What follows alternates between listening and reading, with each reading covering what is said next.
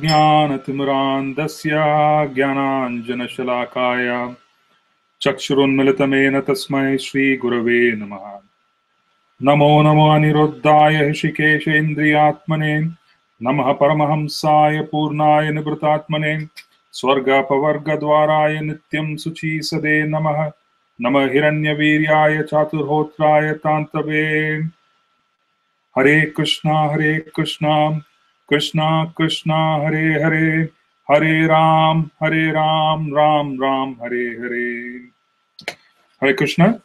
So today is the 2nd of July, and we are going to be concluding the fourth shower of nectar, which is the fourth aspect or topic in Sri Madhurya Kadambini, which is an essay written by Srila Vishwanath Chakravarti Thakur, based on the writings of Srila Rupa Goswami. So in the previous session, we spoke of Nishta, but from the perspective of qualities which cannot be considered fixed. In other words, what would it be? What would the behavior be, or rather, what would be specifically to be seen in a person who is not fixed, right? So these were served as more as benchmarks for us to keep an eye on, and for us to also be able to understand our own progress, for us to be able to calibrate the same. So in the previous session, we saw the first one was laya, which is sleep during hearing and chanting. And this also translates to a higher level of body consciousness. And a higher level of body consciousness essentially means that the person needs to engage in some form of entertainment. They need the body to be to receive direct sense gratification for them to feel good. And they also compensate, or there's also a tendency to compensate emptiness through actions which are more oriented towards pleasure to the body. All of these manifest themselves as laya or sleep. You know, this is laya in one sense is a state of dormancy or a state of inertia where nothing is happening. It's where the mode of ignorance is quite high. And that is a symptom to recognize where if we have such tendencies, one should understand that we are not close to nishta, or being fixed in devotional service. The second obstacle, which reflects on, or rather tells us that we are not fixed, is speaking or thinking of mundane nonsense. The mundane aspect of nonsense, or mundane discussions on topics, discussions on mundane topics and discussions on people's qualities which are negative and so on and so forth. If this were to happen even in the presence of Krishna consciousness, in other words, if you're in a temple room, there's a class, or there's deity worship, or there's some other form of seva where the atmosphere is surcharged with devotion, and yet there's a tendency for us to engage in mundane discussions, mundane topics, and so on and so forth. That again is not a quality of being fixed. In other words, this again reflects that we are far from being fixed, because it's not easy for one who has received knowledge, one who has received sambandha gyan, to either remain ignorant and to have a high level of body consciousness where they believe that sense gratification is required for them to remove the emptiness they feel in terms of happiness, or for them to basically feel that even in the presence of objects that are distinctly related to Krishna, there is a tendency to engage in the opposite, which is to talk about mundane topics, to bring forth topics which they find are more attractive than topics that are related to Krishna. This again is an indication that we are far away from being fixed. These are clear symptoms. And then there's also a situation of feeling incapable or disinterested. So one may not experience laya, which is where they need to have a lot of sense gratification to feel good about themselves. One may not experience the vikshepa, which is wanting to engage, or the tendency to speak and discuss and think about mundane topics and to seek pleasure out of it, where the mind is preoccupied with mundane topics. Okay? If someone keeps saying that I have time, and if I have time, I'm going to be browsing on 10 different websites and reading the news in different angles, reading the same piece of news from different, news writers, going from one website to the other, and so on and so forth.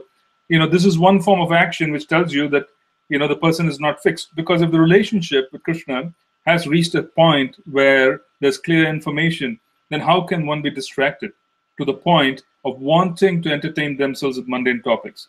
How could one be interested in filling themselves with sense gratification just to feel good? Okay? These are all signs that it's not there. Okay? It is not there. And then feeling incapable or disinterested, even though those two aspects may not be there, the person might be simply apathetic. They may be disinterested. And this apathy comes about, out of fear sometimes, out of fear of what is lying in the future. What else do I have to do? They're intimidated by the whole process, so they don't take it up. They're intimidated by wanting to do anything in Krishna consciousness which might actually, cause them harm. In other words, they are fixated on the negative to such an extent that the positive aspects lose ground. Okay? And as a consequence, they feel incapacitated. The positive aspects have lost ground to such an extent, and they've given in to, oh, this could go wrong, that could go wrong. If I speak to a devotee, I might commit an offense. If I engage in seva, I might commit an offense. So, it's better to remain inert. It's better to remain where I am, because, I could possibly be stumbling into an offense. That's one way of becoming, fixated on the negative. The negative should be known so that we avoid the negative. But we want to fixate ourselves on the positive, because there are so many different positive aspects of Krishna consciousness that one need not fixate themselves on what should be avoided, right? We don't want to go around thinking that we can preach about the regulative principles, even though the regulative principles are important. We are not so much of a movement which is going to focus itself on what to avoid. This to avoid, we want to avoid this, and we want to avoid that, and we want to avoid this. You see? Yeah. This is not quite the concept behind our movement. The Acharyas and the Goswamis didn't quite engage in negative reinforcement constantly. Oh, I shouldn't be doing this, I shouldn't be doing this, I shouldn't be doing this. No. Knowing what you shouldn't do is a must, and that's practically true of anything you do in this world. Okay? Anything. Even crossing the road, you ought to know what to do and what not to do, what to say of an extraordinarily, special topic such as spiritual science or dealing with the deity. But what should we be putting ourselves into? What should we be fixating ourselves into? We should be fixating ourselves on the positive. We should be fixating ourselves on being able to connect to Krishna at multiple levels in terms of being able to serve him in different ways and being able to enhance our service. That is proper fixation. That is what our Goswamis did, the 6 Goswamis and the other Acharyas, while they sat in the trees, and they were fixated on the positive. They were fixated in increasing their rounds. They were fixated in extraordinary amount of, austerities. Those austerities in themselves were not performed for the sake of austerities. They simply had no motivation to eat, sleep. They were simply fixated in doing the positive. So it's important while we engage in devotional service to know what to avoid. And it is also important to not get fixated on simply what to avoid, thinking that is devotional service. Or giving up progress and giving up opportunity to serve based on being afraid of what to avoid. Okay, which happens sometimes with devotees, which happens a lot with devotees. They're not bad in the sense that it is not that they are defective. It is just a concept where they've grabbed, hold of probably the rules and regulations and so on and so forth. They become overwhelmed and they start fixating on it to such an extent they become immobile. They become inert. So here, this is not so much that they're attracted to the mundane. They are not attracted to prajalpa, or speaking of the mundane, or engaging in sense gratification. But they have fixated themselves on rules and regulations to such an extent that they do nothing. Okay, they become afraid, they become immobile. It happens to many of us that we have a preaching style which is focused on, what is wrong. right? No onion garlic, okay? No tea, no coffee, no this, no that, no this, no that. This is a preaching style. So as a consequence, what happens is that people see and think that Krishna consciousness is all about know this and know that, and I should not do this and I should not do that, which is the opposite. Krishna consciousness is being able to do a lot more than even an ordinary person does, isn't it? We engage ourselves in preparing elaborate bhoga for the Lord. We engage ourselves in all kinds of wonderful arrangements. The entertainment that we engage in is also quite elaborate. We have all-night kirtans, and we have dancing every weekend, and in the temple room, and so on and so forth. There's so much to do in Krishna consciousness, which is filled with variegatedness, right? There's so much variety of service. There's so much variegatedness, and there's so much excitement in terms of milestones. There's so much opportunity despite all our disqualification. But instead of picking up on all of this, if we start picking up on what not to do, it is important to know that, but becoming fixated on the negative is wrong. Okay? So in one sense, when I started speaking on the series of even Sri Harinam Chintamani or Madhurya Kadambini, I did not stop myself by saying, oh, this is an offense. Offense number 1, 2, 3, 4, right through to 10. We hear about it every day.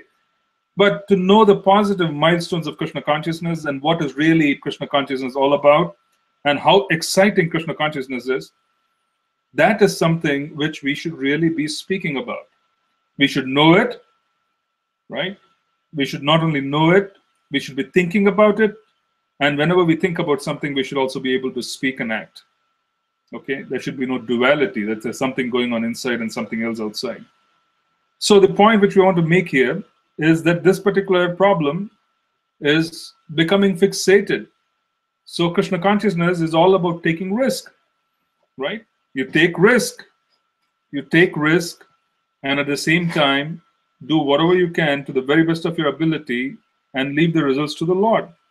What kind of risk are we taking? We're going very close to the deity. It's a risk, but we do so with immense confidence that as long as we are sincere in our effort to serve, there would be no problem, and which is a fact, isn't it? We approach and talk to very senior Vaishnavas who are quite advanced, and we become casual with them.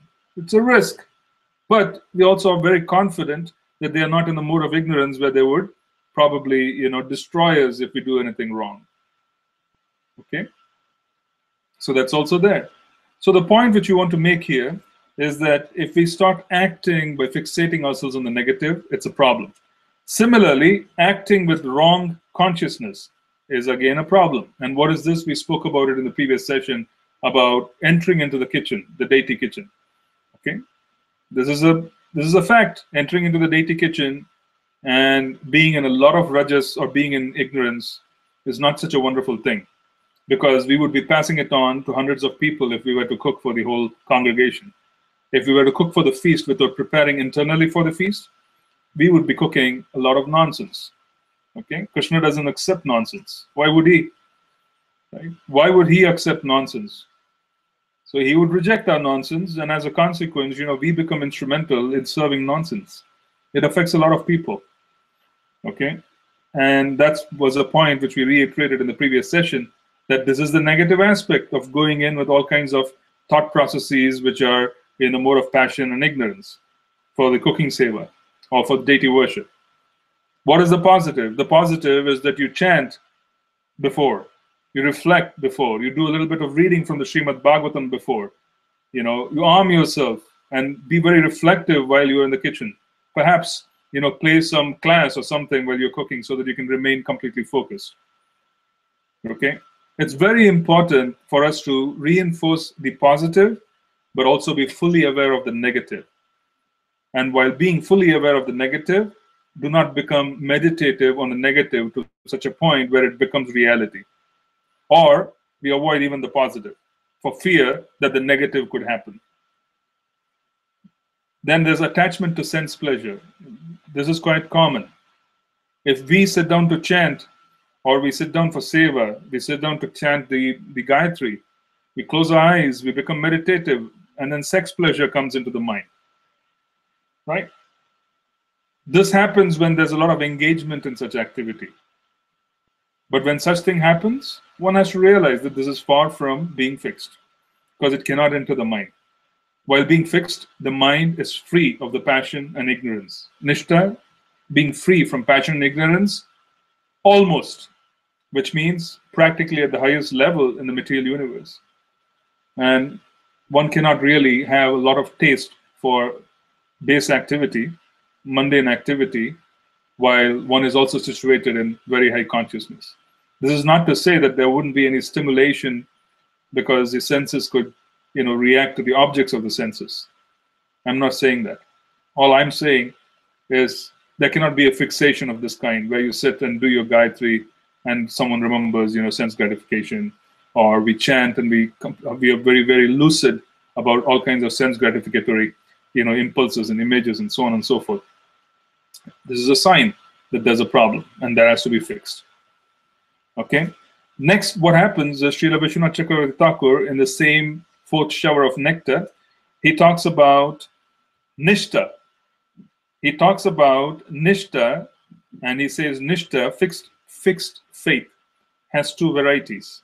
And he says there is Shakshat Bhakti Vishayini, or nourishing spontaneous bhakti. And then he says there's Vastu Vishayini, or the fostering of complementary bhakti qualities. Okay? One is spontaneous and natural, and the other is complementary. What does it mean when we say complementary? Complementary means it coexists. Okay? It coexists. It's almost as if one is there, the other would also show up. Okay? Like we spoke in Harinam Chintamani, that the Swarup Lakshana of a devotee is complete surrender and dependence on Krishna. Krishna is my only protector. Krishna will take care of me. There's this intense confidence that Krishna will give them everything or take care of them, in whatever way. And in any which way he takes care of them, the devotee is okay. That's the other part to it. Not that, the Krishna has to take care of them based on, our own demands or our own qualifications and so on and so forth of how it should be done. The person is very confident that Krishna will, reach out. Krishna will do what is necessary. Whatever Krishna does is exactly what we need. This is the Swarup Lakshana of the Vaishnava. Okay? But then there is the Tatastha. There is Swarup Lakshana and there is Tatastha. Tatastha qualities would be the other saintly qualities. The other saintly qualities manifest themselves on their own accord when the Swarup Lakshana is fully present. In other words, when one is fully surrendered and one is able to not become anxious because they have full knowledge of Krishna's potency and mercy, then such a person is situated in fixed devotional service, and the person also is basically acting on a spontaneous platform of recognizing the master, recognizing the beloved, knowing that Krishna will reach out. So we see this in Vrindavan, in the Krishna book, for instance, where the cowherd boys, it is not very difficult to recognize that a demon has opened his mouth and his mouth looks like a cave, and the devotees or the cowherd boys are slowly entering, the cows are entering. Deep down, there's the feeling we have that Krishna is there. Krishna is there, he will protect us. So they don't have a problem. So the problem, what I'm trying to say is that this is basically, the Swarup Lakshana of Vrindavan's mood, where people are completely dependent. They are not dependent on their prowess, they are dependent on Krishna. Everybody goes under Govardhan hill, okay? And they are not really so concerned about everything being washed away, but they're more concerned about Krishna, holding up the hill, and then will his hand hurt him, or so on and so forth. They're very meditative on Krishna as he holds up the hill for, such a long period, and he is holding it on his pinky, and he is a very small boy when he does the Govardhan Leela. But why is it that the devotees are not anxious? They don't even mind, because there's Krishna in front of them. They're completely dependent on Krishna. Okay? His age and so on and so forth does not bewilder them. How are they dependent? Their life force is dependent. They don't have any illusion that he is a small boy that is understood. But they have no demands. They just want Krishna. And Krishna is in front of them, no problem. We will stand under the mountain. You can hold it up with your little hand. And even if, you drop it on us, so on and so forth, that's not a problem. There's no concern whatsoever. There's no concern. They just look at Krishna and they're able to view him. They're able to see him. They're able to be with him for such a long time, and they're in proximity. Okay? Automatically, the tatastha guna of tolerance, the tatastha guna of humility, so on and so forth, automatically manifest if one has the Swarup Lakshana. So here, Srila Vishwanath Chakravarti Thakur talks about two types of nishta. One is Shakshat Bhakti Vishayini, and the other is Vastu Vishayini, which essentially means that Bhakti Vishayini is spontaneous, and such a person is completely fixed in doing all their devotional service. Vastu Vishayini, the exemplary qualities of someone who is fixed in doing devotional service wonderfully, manifest itself, and that's complementary. Now, the Sakshat Bhakti Vishayini is again divided into three different levels. And what are those three different levels? The three different levels are physical, Kayiki, oral, Vachiki, and mental, Manasiki. So you have the physical, action, words, mind. Three different levels of surrender, okay, and Nishta. So the Acharyas have given these three levels, and these three levels are fully manifest in one who is fixed in Nishta. What does it mean? It means that if one is were to be fixed mentally, and you begin taking the beads in your hand, there is really no need for the person to force themselves to remember Krishna. You see, there would be nothing required for them to force themselves to remember Krishna. They do not need to seek out a specific spot. They do not need to seek out, a specific time of the day. They do not need to basically, have enough sleep or the lack thereof. They do not need to have eaten, not eaten, thirsty, so on and so forth. None of this is basically going to put any pressure on them, and they don't need any prompting for them to remember Krishna. The opposite is true when we are not fixed. The opposite is true when we are not fixed, because even if we chant Krishna's names, we remember so many different things. The mind finds it so easily to gravitate and go and then touch upon so many different topics which are completely unrelated. The opposite is true of who is fixed. They have no effort put in for them to be able to render service at the physical level, through words and through the mind. Okay? Now, the question is, if we were to reach the platform of being able to control the mind, where would you start? Okay? Because one may say that someone could be fixed internally, right? That could happen first, and then they could manifest the physical and the words. Okay? Some others are of the opinion that there's a gradual principle, that you control your physical, then you control your words, and then you're able to control your, mind. Okay? So the question becomes as to which one is going to manifest with. There are two different opinions. Okay? And it might actually happen in people. It may happen in some cases that they achieve internal fixation. Okay? And as a consequence, the physical and the words come later. The internal fixation, or rather, the mind is fixed first, and then the words and action follow. There could also be a situation that there's a gradual principle of them being able to wake up at the same time. They're able to go to bed at the same time. They're not motivated by material aspects. There's no, a lot of attraction to material impulses and so on and so forth. They're not attracted. Okay, it's imperceptible almost. And the physical is absolutely fixed. It's pakka. Okay? And then automatically the words, and then the mind. So the gradation, rather, which comes first, is a bit of a debate. However, our topic today is not so much about what is a debate between which comes first. We want to really focus on how we can actually reach the point of being able to control the mind.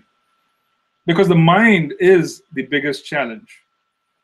Doing things physically is not such a big deal. And people are used to posturing with words. But the mind is not easy to control, because the enthusiasm which is internal is not something which can come artificially. You cannot really be enthusiastic when you're alone at home. The enthusiasm alone at home has to come because we are really enthusiastic. It is internal. So what do we do? See, the Acharyas have an opinion, and which is also agreed upon by us.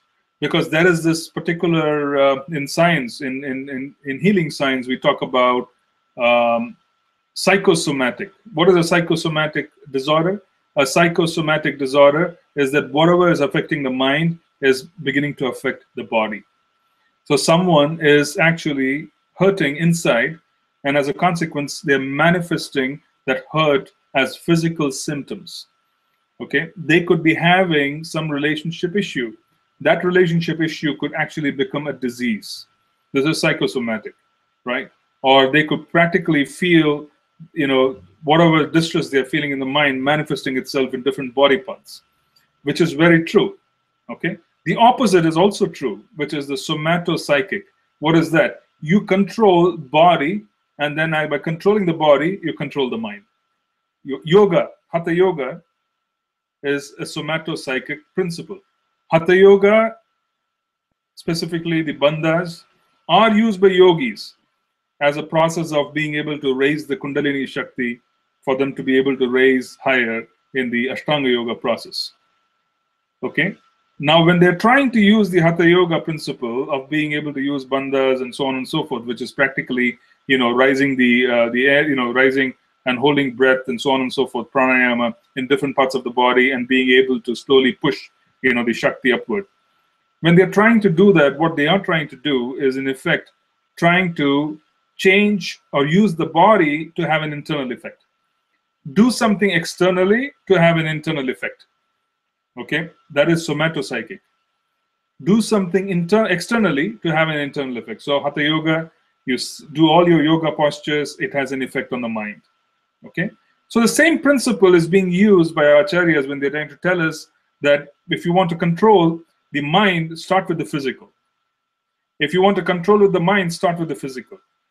Get up at a particular time, go to bed at a certain time, eat at a certain time, do everything in an extraordinarily regulated manner, so that when you're being impinged by material energy in different ways, when you're being attacked by material energy in different ways, since you have a regulation and a regime on a daily basis, you are able to control the problems or the waves that come and hit you. Okay, so that's very important to have regulation. That's the first step in being able to control the body. If you're able to control the body on a regulated manner, then if there is going to be a change, then that regulation that you have will hold you up. You're able to handle it. If you do not have that regulation, then controlling the body becomes very difficult, because you're going along with the waves of material energy. Oh, here comes a wave and it'll take you high. There comes the next one, which is going to take you down. Okay, we just go along with the waves. But if you are going to maintain your own pace and you're going to have a regulated principle of being able to manage your day and manage your sadhana, then the waves don't affect you as much as they would if you did not have them. A good part is to start fasting on Ekadasi.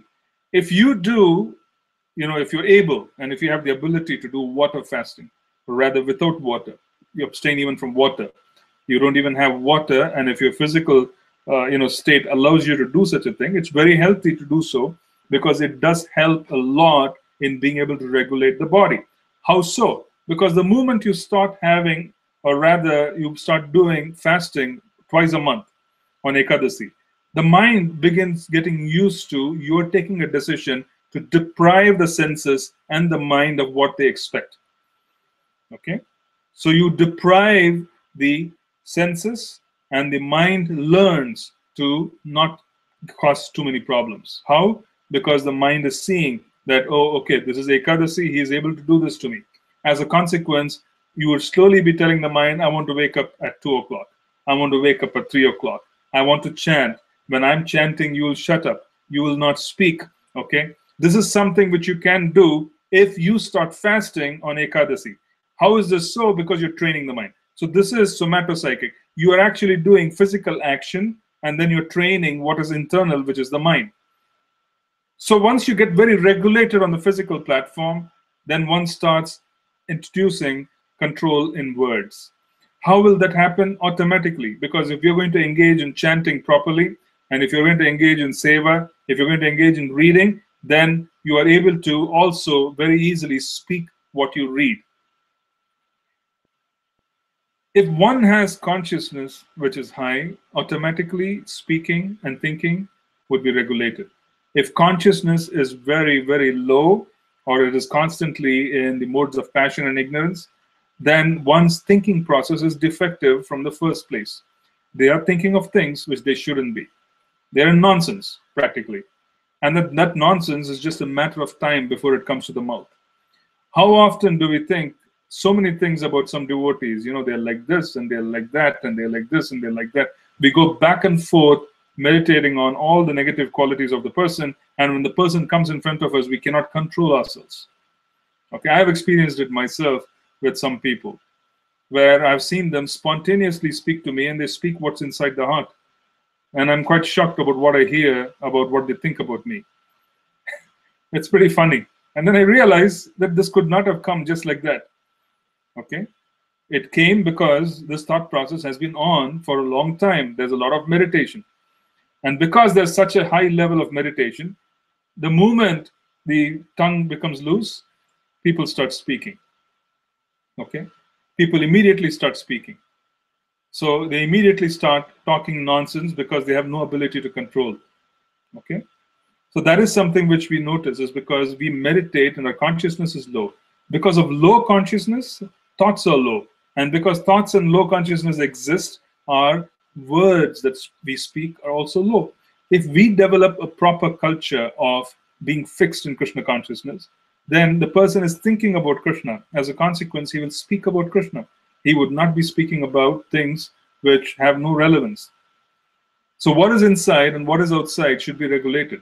The more and more and more we practice speaking what we are inside, the more and more and more we would find that, you know, our ability to become fixed is getting better. We should practice. This requires practice. It is not something that's going to happen where you wake up and it's going to happen this way. We must practice constantly being able to build a habit of being able to speak the right thing. How do we do that? By constantly engaging ourselves in the right reading, right chanting. Okay? So if we engage our physical body and we're able to fix our physical body, next would be words. If physical body and words become fixed, then we become consistent on the physical and the speaking level. The mind then becomes easily consistent. That's the third step. Okay? It is a third step. We can easily bring consistency onto the mind. In our cases, what we do notice, that either the physical body is in the mode of ignorance, and the mind is in the mode of passion, and words are speaking the mode of goodness, or it's the other way around, where the mind could be in the mode of goodness in one sense, but then some other component of the body, like words, is passionate, and the action itself could be in the mode of ignorance. These are mixed qualities of the modes of ignorance and passion and goodness. This is material, where it's mixed. And in such a situation, we can be in either of those. We can have multiple combinations. So it'll be quite astounding for us to see that someone is, you know, they are good in something, but they're also bad in something. You know, it's all a mixed, you know, situation. And it's quite astounding to see, how is this possible? How is it possible that they speak such high philosophy, but they act in a certain way? How is it possible that, you know, they are basically in this manner? It's a whole bunch of contradictions and everything. Why is it so? Because the modes have the ability to mix themselves. One can be speaking in certain modes, which is one mode of goodness or passion or ignorance. They can act in one such thing, but they could be thinking in another way. It could all be completely mixed up. Okay? So no surprise in either of those situations. So in conclusion, our acharyas have given us saying that we should practice with the body first. And once we practice with the body first and fix the body, we would automatically have the ability to absorb ourselves in being able to read and being able to chant and to hear. And once such activity becomes constant, the mind becomes easy to control, and slowly we also are able to fix our mind. Okay? Now, what is the benchmark for us to know a broader benchmark? A broader benchmark would be serious advancement in devotional service, means there is serious focus in hearing and reading. The person wants to hear, they want to read. This is advancement. Okay? There's great need for them to hear, for them to read, so on and so forth. They want to absorb themselves with different pieces of knowledge. A lot of absorption in chanting. Then this is considered to be advancement. This is serious advancement, because this is coming closer to the point of becoming fixed. Then this chanting is also quite absorbed. It is not as disturbed and it does not vacillate and so on and so forth as much as possible, as much in the other cases. Okay, so I'm going to stop here, and I'm going to see there was a question from the previous week by Govardhan Bhakta Prabhu. While performing devotional service, is it necessary that everyone has to undergo all these stages? Perhaps I need a clarification. Where was this? Maybe if Govardhan Bhakta Prabhu, if you're online and you're attending the class, I presume that this had reference to Laya, Vikshepa, and all the previous week's discussions. If that were to be so, I'm not saying that we have to go through all these stages, but there would be signs and symptoms. There would be signs and symptoms of not being fixed. That is why today I'm saying that we should also be able to recognize our own advancement by our ability to listen, our need and our greed to listen, learn more, to read more, our ability to absorb more, and our ability to think about Krishna a lot more during the day, even when we are not involved in direct devotional service, and our ability to fix ourselves in being able to chant, where chanting is not being looked at as a burden, but it is being looked at more in terms of, I want to do it because I really like doing this activity. I've developed taste. I want to go higher. That is a sign of advancement. You would be able to recognize that quite obviously because of the activities that are being done. In some cases, we also notice devotees who are humble. They're quite down to earth. They may even be non-devotees, you see. Sometimes it could be our little neighbor, or it could be someone who is completely unrelated to the Vedic paradigm, and we see good qualities in them, and one wonders, how are these complementary qualities coming upon one who is not quite engaged in devotional service? Okay, and which is true, because sometimes it could be because they have had some sukriti from the previous birth, where they will not be in Nishta, but they have the ability to fix themselves and project certain saintly qualities. And this comes due to engagement in the previous birth. There's a lot of sukriti, there's a lot of more of goodness. As a consequence, they have qualities which project themselves, which are likened to Vastu Vishayini, the complementary qualities of Nishta. So it's possible that way. They could just not be taking up or accepting devotional service fully. They may not be fixed in the sense of Nishta, where they have deep taste for chanting, they have deep taste for reading and so on, but they might exhibit good qualities which are otherwise expected in someone who is fixed. Such things happen either due to the previous lifetime's engagements, or it may also happen due to the fact that the person basically has sukriti and is yet to take off and is exhibiting such qualities. Okay, so we'll stop here and we'll see if there are any questions.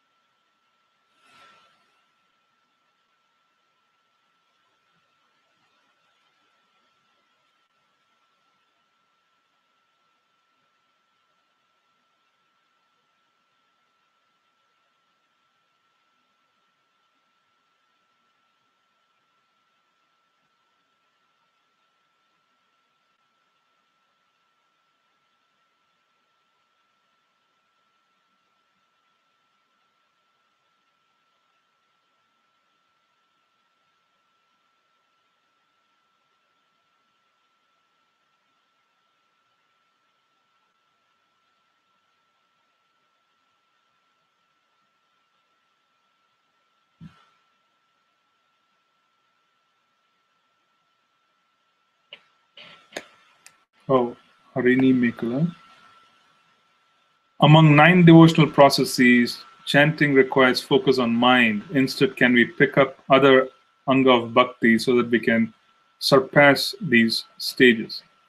Well, chanting requires focus on the mind, but in reality, it is also the Yuga Dharma. Mahaprabhu has given us the Yuga Dharma, and the reason why the Yuga Dharma itself has been arranged is because that is the most conducive and easiest process for us to be able to take up in this age. That's what works, so to speak. We may find it difficult and we may think that we can handle the other things, but we would never be able to build critical mass in other activities, such as, for example, Parikshit Maharaj in early stages of Kali. He was completely engaged in, Shravanam. Sukadev Goswami was engaged in Kirtanam. So Smaranam, Vishnu Smaranam, or being able to remember Krishna at the time of death, was not a big challenge because they had the ability to fix the mind, they had the ability to fix, their body.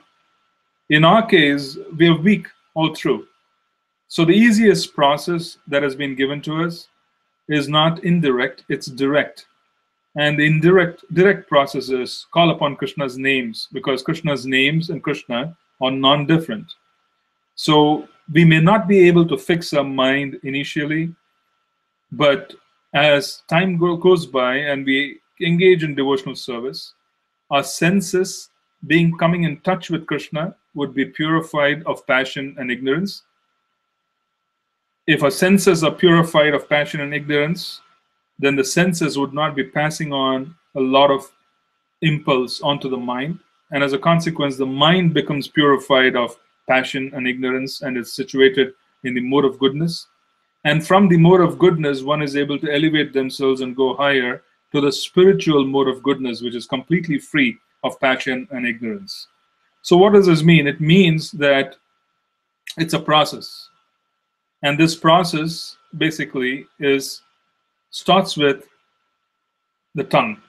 So Srila Rupa Goswami says, right? Sevon Mukhehi Jihvadav. You start with Jihva, which is the tongue, and that's where Seva has to start. So you engage the tongue in eating Krishna Prasadam, and then you start chanting the holy names. By engaging the tongue in eating Krishna Prasadam, one automatically purifies and qualifies the tongue to receive the holy names.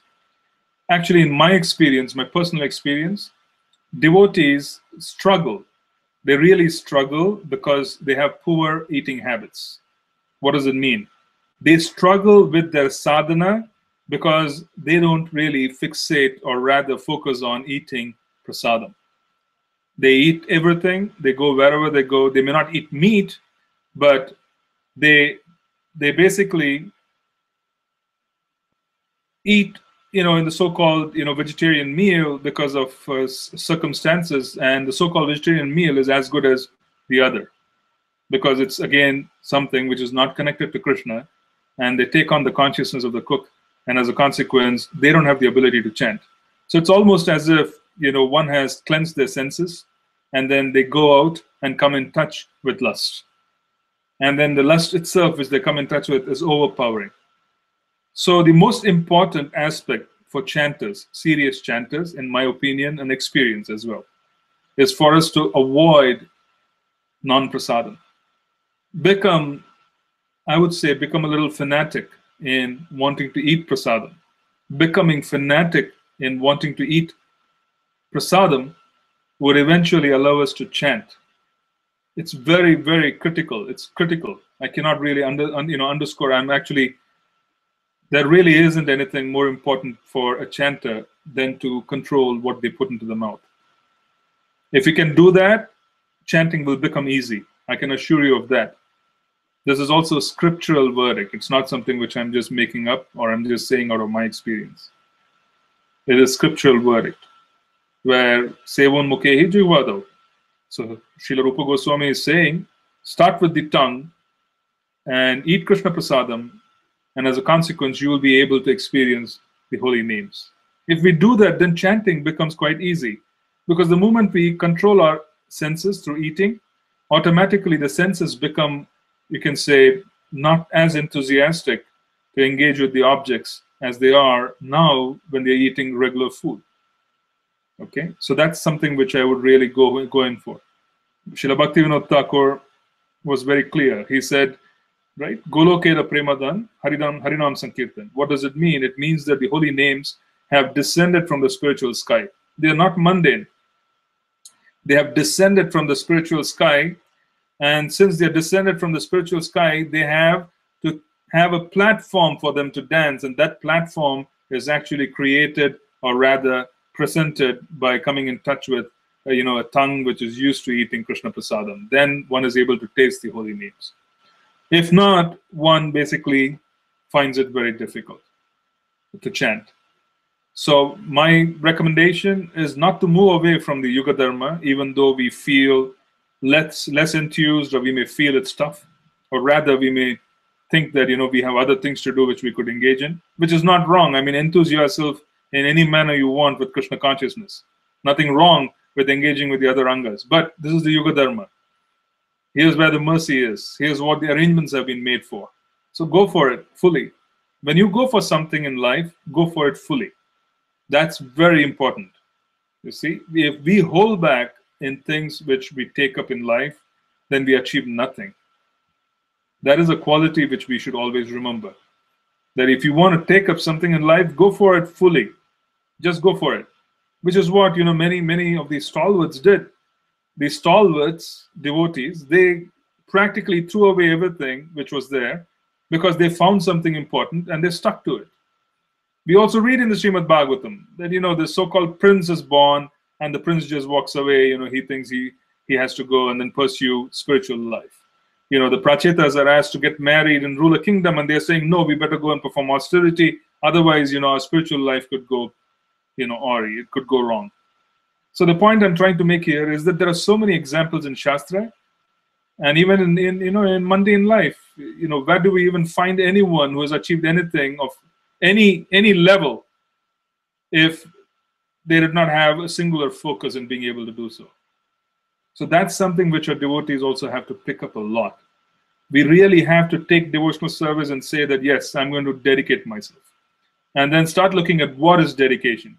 And then they start saying, okay, I'm going to change my eating habits. I'm going to change my sleeping habits. I'm going to do everything. I was just talking to someone yesterday, and I remembered this incident from my spiritual master, where he was advising the boxer, Muhammad Ali. He's a very exemplary, great boxer, very unusual sportsman, someone who had a lot of things to say. He spoke a lot more than he boxed, and he had a lot of things to say. Very interesting things, sometimes very high philosophy. He had some very good thoughts. So this Muhammad Ali, he used to go all the way, and that's why he was what he was. He was a superstar in his area. And what was all the way? He basically used to even abstain from physical relations with his wife or with his girlfriends or whatever, 3 or 4 months before an important boxing match. Why? Because he realized through his reading and also coming in touch with practitioners of spirituality that physical relationships, which is the act of procreation or sex life, weakens his reflexes, and he's not going to be as efficient in the boxing ring as he would if he were to engage in such. So if you were not to engage in such. So what he did was he used to abstain. He used to be practicing abstinence 3-4 months before the bout. He used to change his diet. So much is being done by people who are super achievers, high achievers in the mundane arena. What to say of our goal, what to say of what we have been given by the acharyas, what to say of the level of mercy, the information, the resources, practitioners. There's so much which has been provided that for us to not go all the way is absurd. So my suggestion, go all the way, because you get used to going all the way. Everything else in life will also be very, very good and clear. That's my answer. Okay, let's see the other question. Recollecting from the NOD classes at Nectar, is one aware of the eternal identity of the spiritual master? Not necessarily. Not necessarily. The reason why it is not necessarily is that the spiritual master himself should be of the spiritual sky. If that is the situation, then one realizes the eternal identity of the spiritual master. He has to be a Ragatmika Bhakta. He has to be someone who is already in the spiritual sky, who has his feet in the spiritual sky. He could be here. He could be here on this plane, dealing with us. But both his feet could be in the spiritual sky, literally. So one has to understand that it's not necessary that one can be aware of the eternal identity of the spiritual master. They will be aware of their special guide. They will be aware of that specific personality in the spiritual sky who is going to guide them. That is a fact. But other than that, one cannot really say if the spiritual master himself is going to be there. We want to expect that, but it need not be so.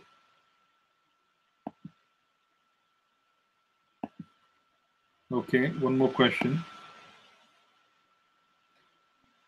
Devotees who have not developed good consciousness but offer us prasadam, whereas persons who is not a devotee but they have good intentions, have good heart, how can we refuse to eat what they offer to us? Vegetarian stuff. Who has a good heart? What is the good heart's definition? Good intentions and good heart. But they offer us prasadam. See, our business in this world is to serve. Our business in this world is to ensure that we are able to connect souls with Krishna consciousness, and we are able to enrich ourselves with Krishna consciousness, and we are able to move on. Now, there could be many who may not have proper consciousness, but at least, at the very least, they are able to cook and offer it to Krishna and provide it to us. So that is much better than having prasadam, or rather food, which is cooked by people with good intentions. Because what is good intentions when one has complete body consciousness? They could be a good person. I'm not really saying that there are no good persons. And I also agree with the fact that externally someone could be a devotee and internally they could be nonsense. I'm not disagreeing with that. I'm not disagreeing. But what is the benchmark with which we really accept? Okay, we don't have the ability to judge internally, for instance. It is safer for us to go with external to the extent to which we can. So we say that, okay, it's a temple. So it's prasadam which is being cooked. Invariably, it's being offered. Invariably, at least, they would have had some care in being able to do whatever they are doing. So let's accept it. It's much better. Much better than basically accepting food which is cooked by devotees or persons who are non-devotees. And I'm not saying this in a small way. I understand where you're coming from, because it happens all the time. So for instance, you might go to your house and your mother will be extraordinarily loving, but she may not be a practicing Krishna conscious devotee. Okay, so is that going to hurt or is it going to help? Okay, that is the kind of question which you're asking, which is better. First of all, if you're seeing that devotees are not in a proper consciousness, then that is also to be avoided, as much as eating food which is cooked by those who have no connection with Krishna. Avoid that too. Avoid both. But if you were to give a choice and say choose between the two, I would choose the one where there's a devotee. He may not be in proper consciousness, or she may not be in proper consciousness, and their intentions basically may not be 100%, but they have accepted Krishna, they are making some progress, and they will move forward. Let's not forget that Krishna accepted Putana. Let's not forget that. Let's not forget the fact that Putana basically wanted to kill Krishna, but her intentions of wanting to serve him were such that even though she was so duplicitous, he was able to draw out whatever was good in her and gave her a place in the spiritual sky. That example should never be forgotten, right? So similarly, what we do is we also use a discretion. We also use a discretion. Okay? We also use a discretion in being able to accept and reject and so on and so forth. If we are very serious, we will find ways and means for us to be able to protect our sadhana. We will. Okay? I'm not trying to make this, a steadfast rule saying, okay, you got to do this and you got to do that. But I'm making it very clear that if you're going to be having non-prasadam, then chanting will be difficult. It will be very difficult. It's better for us to go all the way and do so. Some people are very clear on how to do so, and some people are not. I'm just saying, let's do things that are obvious. If you're eating twice a day, fix yourself on prasadam. How many times do we eat outside? We don't. Okay, at least I don't. Perhaps I don't do much at all. But for most people, you're probably eating once outside during the week, when you go to the temple, or twice. All of the times you're going to be cooking. So why don't you do that? That's what I was trying to say. Hope that answers your question.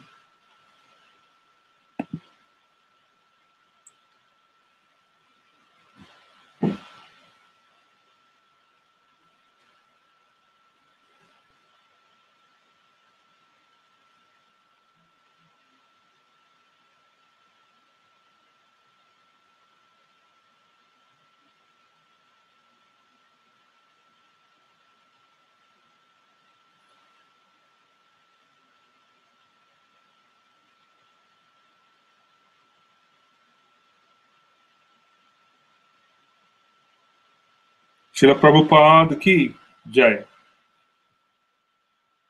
If there are any more questions, please post them and I'll try and address them in a subsequent week if I missed any.